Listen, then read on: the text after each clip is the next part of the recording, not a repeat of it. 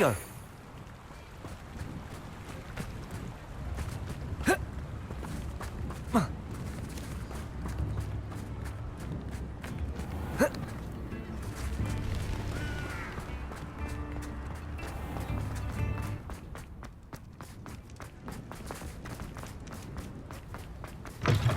Hello again.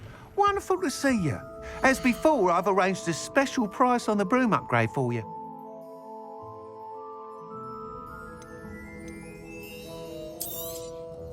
You'll be thrilled with that broom, I promise you.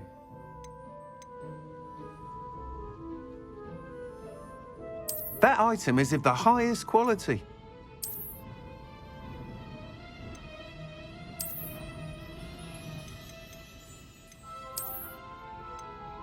That item is of the highest quality.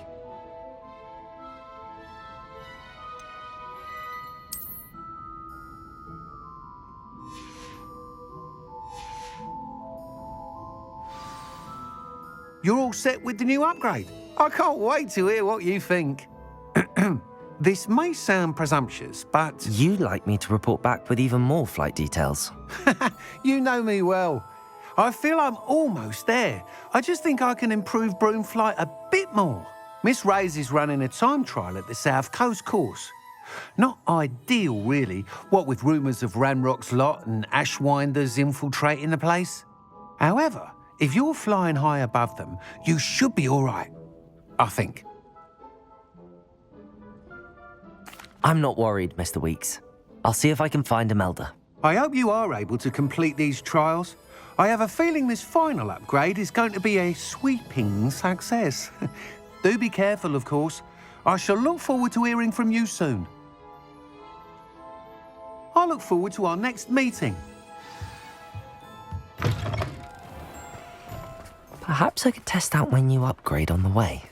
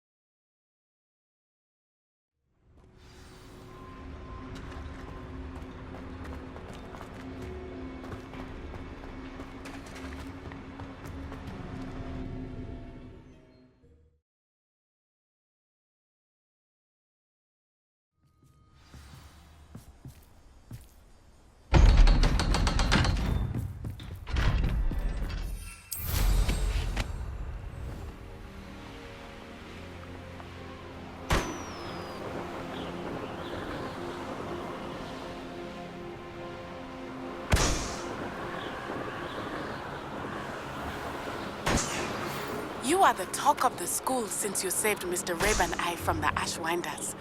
We have come so far. We should discuss the next steps in our plan to stop Harlow.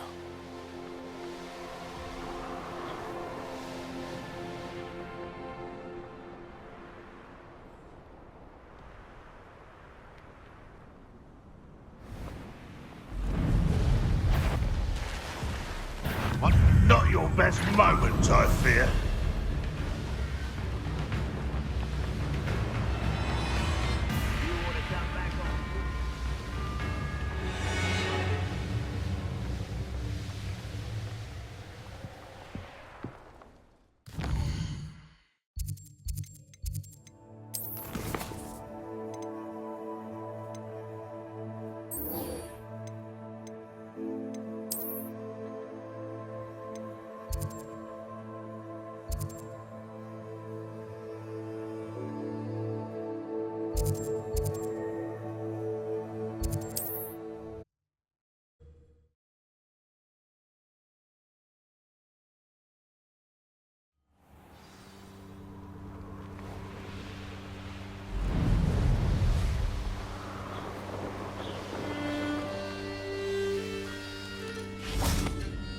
I can do this. I can do this. They will want to help.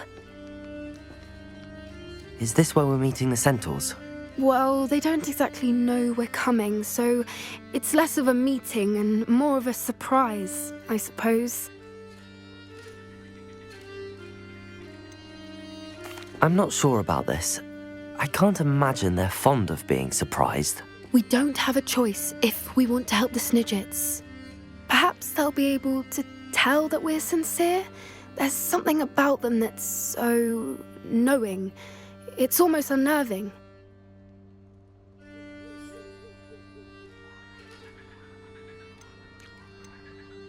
I suppose they are known for having an air of omniscience. That's exactly the right word. Never mind. What is it? It's nothing, truly. We've no secrets to hide. That's right. We'll simply be honest with them about what we're trying to do. They'll have to help us, won't they? Yes, of course. You're absolutely right. We'll meet with them, tell them about the Snidgets, and I'm sure to all be fun.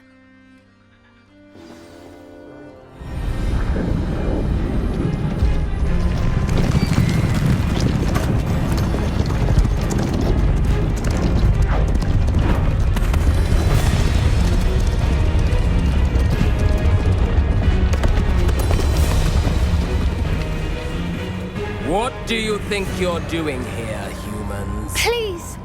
We were hoping to speak with you. Ah! I suppose you'd like a tale for your friends of the time you spoke to a centaur, and it spoke back. No, never! We're here because we need your help. Enough! You made a grave error in judgment in coming here, little witch.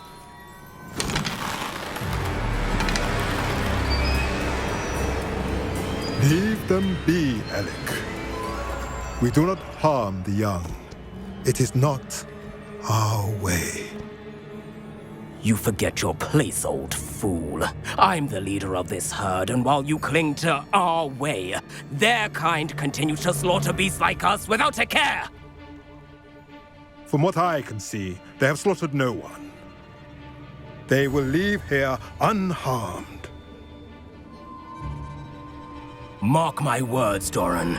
If I ever see them again, it will be all 3 of your heads.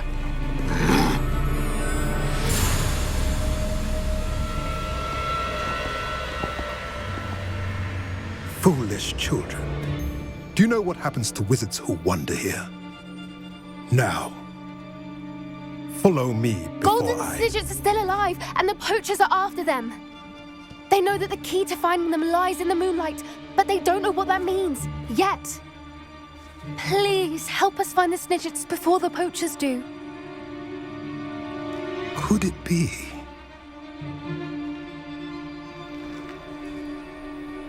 In the south, there is a cave within which lies what the poachers seek. A moonstone. Retrieve it and place it in the henge in the forest. I, on the other hand, must go speak with the herd. Find me after you have done this.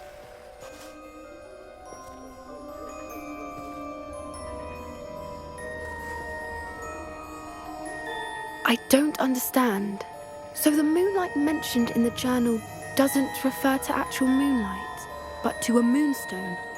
What do moonstones have to do with snidgets? And why was he so certain about where we could find one?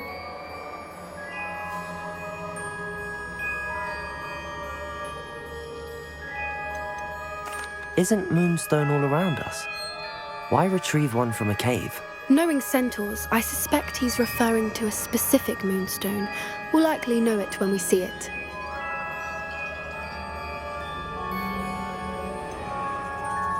He could have been a bit clearer or stayed a moment and answered our questions. Centaurs can be cryptic. Gran says no one talks more in circles than a centaur. It is a shame how quickly he left. What was his name? Doran. That's what the leader of the herd called him. Well, if Doran knows something we don't, I'd rather act now and ask questions later. I can head to the library and start looking into the cave you mentioned. I'll let you know what I find.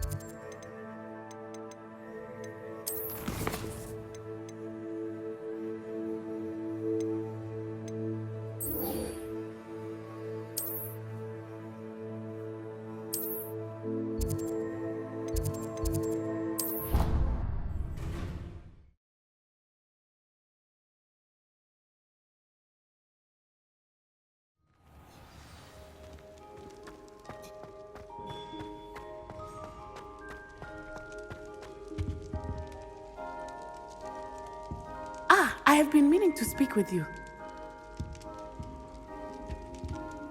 I still can't believe we escaped the Ashwinders. You may not realize it, but you are the talk of the school since you saved me that day. I wonder how everyone knows about it. I told my mother in the hope that she would be more forgiving of what I have been up to if it came from me. She likely told other professors, and news travels quickly. Unfortunately, she might, in fact, have been even less forgiving than I'd hoped.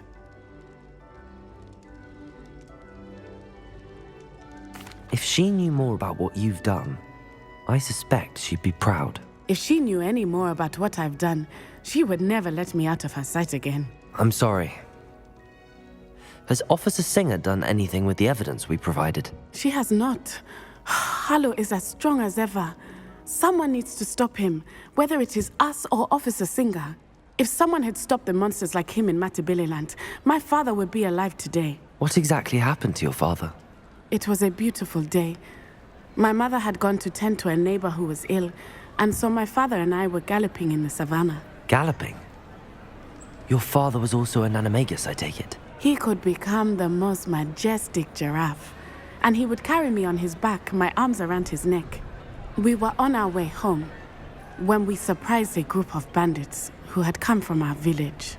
One of them saw me just as he removed a scarf from his face. He shouted and then aimed his rifle. He didn't want you to identify him. Exactly. In an instant, my father bowed his neck to protect me and was hit. As he fell, my father changed back into his human form. When the bandits saw this, they turned and ran in fear. Magic terrified them, and then he was gone.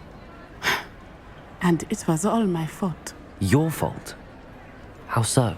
He died protecting me. If I had been capable of protecting myself, he would still be alive today. My mother and I tried to go on without him, but it became too much for us there. A few years later, we left to come to Scotland. Do you think taking down the Ashwinders will avenge your father's death? No. Vengeance is not what drives me. My father would not want that. He and my mother raised me to believe that it is a privilege to be able to fight for those who cannot. I know there is risk involved, but I feel it is worth it. I am glad you seem to think so too. What does your mother think about all of this? Well, as you saw, she worries a great deal. She is an excellent seer, but I think it bothers her to this day that she did not see my father's death coming. She misses him, as do I. So I believe on some level she understands my need to seek justice in a small way, but that does not mean that she likes it.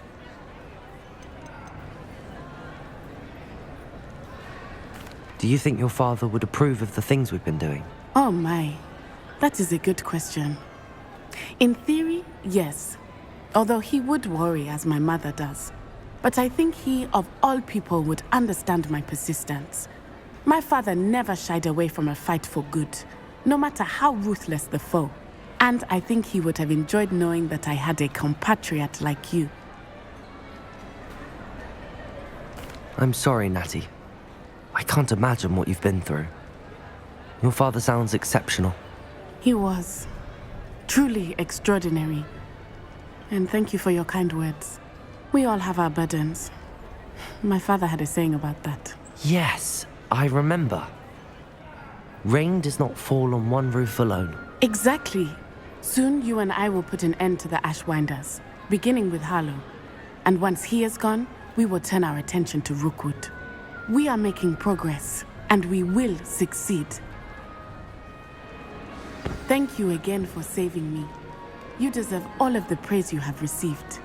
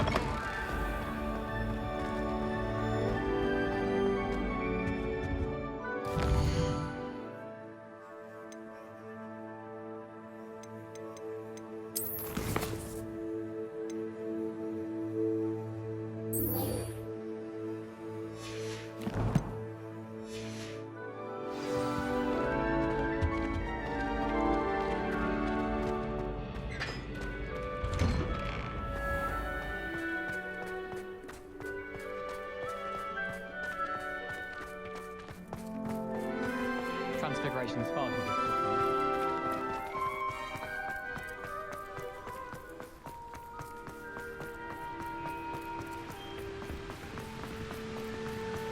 I have family in Ireland. It's a race. Slow coach. Slow coach.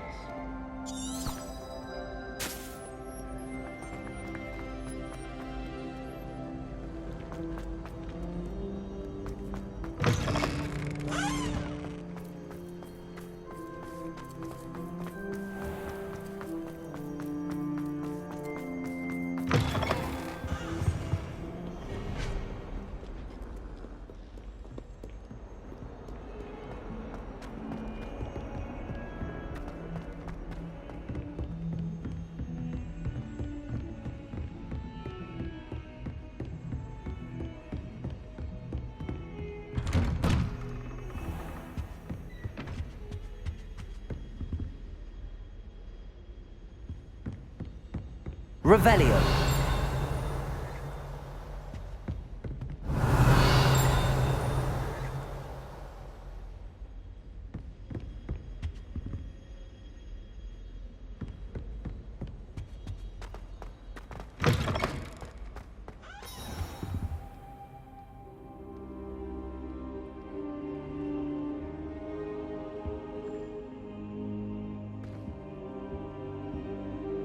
I hope I look. Professor Fig, the keepers have shown me where the next trial is. Has something changed? Lodgok and I have learned that the goblins are searching for another repository, like the one we saw at Rookwood Castle. And I discovered that they're building massive drills to help in their search. Professor Fitzgerald seemed very concerned. I see. Ranrock clearly knows even more than we suspected. And sir, there's something else. Lodgok knew Miriam. He knew Miriam? They encountered each other at Rookwood Castle. She was doing research. That's where she found the container with the portkey. He liked her so much that he let her leave with it, despite orders from Ranrock. I don't know what to say. She could win over almost anyone. I want to hear more of this. And, in fact, I'd like to speak with Lodgok directly. But we've no time now. Where is the next trial? Believe it or not, it's in the headmaster's office. Incredible. Very well. You'll need the password to get past the stone gargoyle. The headmaster's house elf will know it. I don't know the headmaster's house elf. Will he even speak to me? I imagine he's loyal to the headmaster. He is. So you'll need a disguise. I have just the thing. A polyjuice potion. You'll look and sound like Professor Black. Wait, doesn't Polyjuice Potion require a bit of the person you want to change into? And take ages to brew? It does. So how do you already have Polyjuice Potion to change into Professor Black? One never knows when such a thing may come in handy. Let's just say I felt the need to be prepared for anything after my fruitless trip to the ministry on his behalf. Now, time is of the essence. Drink up and I shall explain more.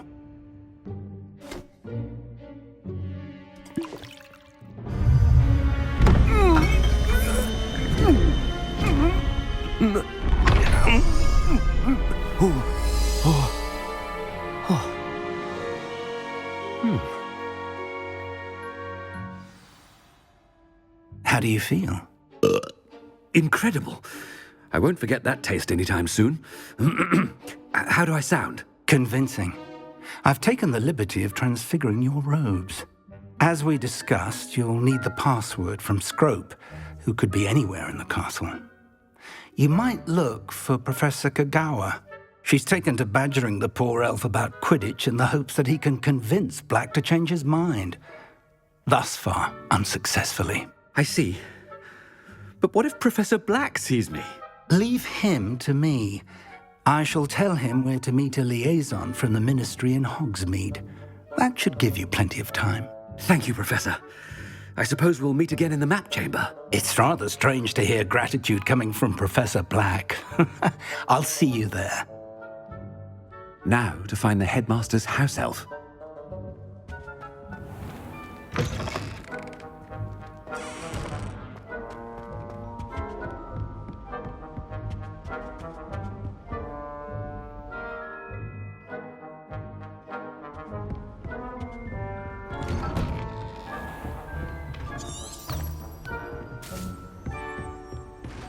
Professor, a moment of your time, please. Professor, I was hoping to catch you.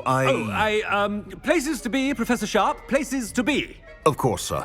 Only, you'd asked me about a particular potion, and I did? I did, yes. Well, spit it out, Sharp. I don't have all day. Probably best not to discuss it here, sir.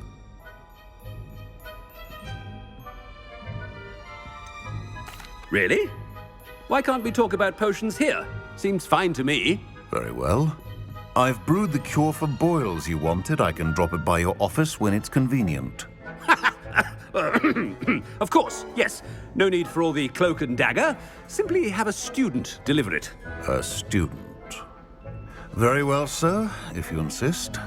I do. And thank you, Sharp. I just hope you've brewed enough for all my boils. Now, to determine which student gets this rather unenviable task.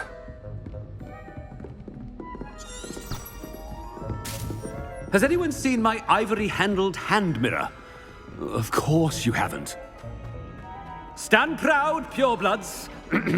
The future is yours. I thought I heard the headmaster approaching. The headmaster has an invisibility cloak and we need one. Gareth! Mr. Weasley! What are you doing here?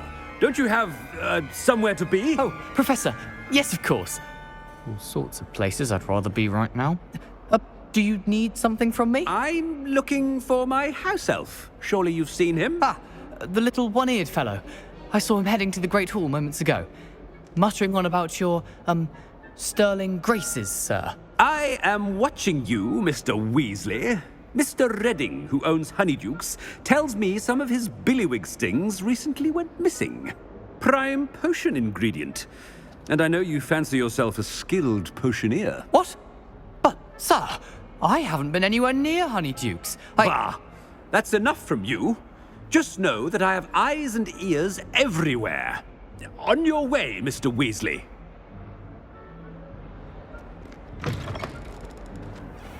Well, there's one for my diary.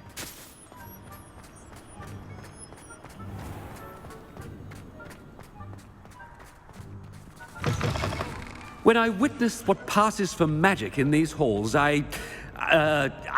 Professor Black, how are you, sir? Mr. Gaunt, where do you think you're going? I beg your pardon, sir. I'm simply on my way outside. Taking the day off, eh? Typical student, wasting the hours away. I have to write 20 inches on Dittany and its uses. Was heading to the greenhouse. Ah, yes! Mixed with bubo tuber pus makes a fine mustache paste. Yes, mustache paste. I find. Are you feeling all right, sir? You don't seem yourself. I assure you I am quite healthy, Gaunt. If I need a medical diagnosis, I shall head to St. Mungo's. Something is very wrong. Professor, a word?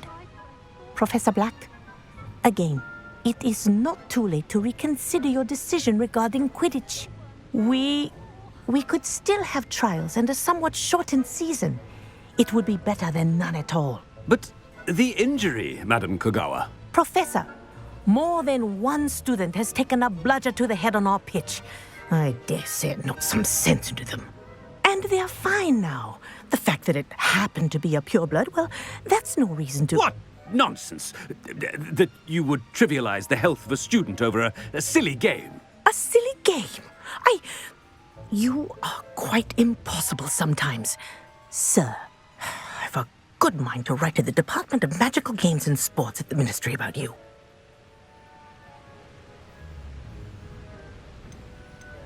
Good idea. I can even provide the parchment should you need it. Now, where is my elf? Parchment? Very well, I will, and with pleasure. And I spotted Scrope in the Great Hall. Seems to be avoiding me. I wonder why. Good day, Madam Kogawa. What did we do to deserve him as a headmaster? You call that a shine on those boots? Do better!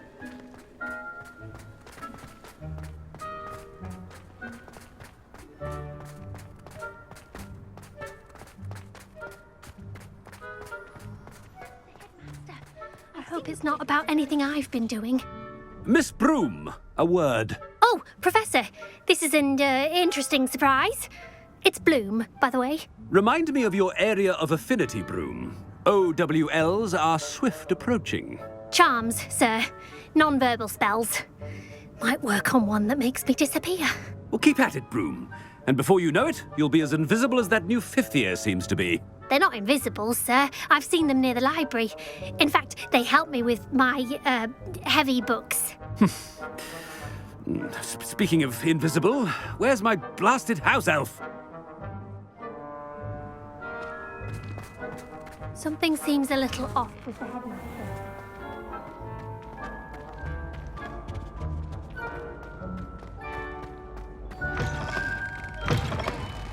Greetings! I mean, out of my way, children! Professor, a word, please. Hello, Professor Black. Ah, Professor Weasley. How delightful to see you. Sir? Since I have you here, I wonder if I might, speak with you about Professor Fig. Oh, very well. I've decided to give him a bit more, leeway with his time. Leeway, Professor? Are you sure that's wise? I confess I do worry for his students. He's rarely here as it is. Ah, well, yes. He's handling some official ministry business for me. I see. But, sir, if I may, I am wary of how much time the new fifth year seems to be spending away from the castle, supposedly on Professor Fig's behalf. I've heard unsettling rumors of their escapades. Everything from sneaking into the Forbidden Forest to confronting Ranrock's loyalists and Rookwood's lot. What? Goodness. You cannot believe everything you hear, Professor. No, you cannot. I mean, I shall keep an eye on Fig. You simply keep doing the wonderful job that you're doing. Simply wonderful. Thank you. But I'm happy to look into... Good. That'll be all, Weasley. I mean, Professor Weasley. Good day. A wonderful job. Leeway for Professor Fig. That ought to give Professor Fig some breathing room. Professor Black is happy with Scrope's performance as his house elf. There's no doubt in Scrope! Oh, greetings, Master. Remind me of the password to my office. Oh, but Master made Scrope swear never to tell anyone, even Master himself. How dare you question me? I've a mind to give you a matching set of ears. Yes, sir. Of course, sir. Scrope begs forgiveness. It is the Black family motto, Master. Right. Of course. Master does remember it.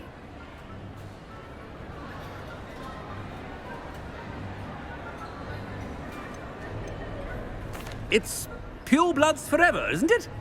Close, Master. Scrope thinks Master is indeed testing Scrope. It is always pure. Obviously. And, of course, as Master knows, in French.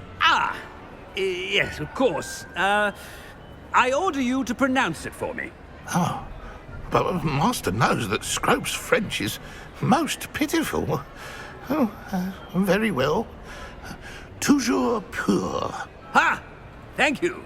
Never speak of this conversation with me or anyone else. Of course, sir.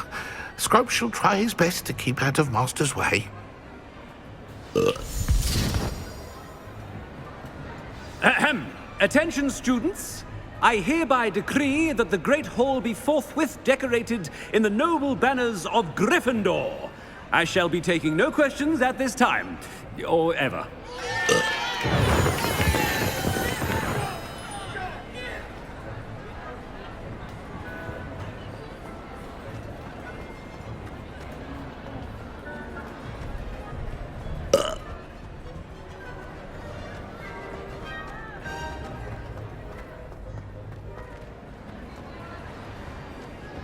Made it just in time. It's wearing off. Fig was right. I can't believe it worked. Now to speak the password to the gargoyle.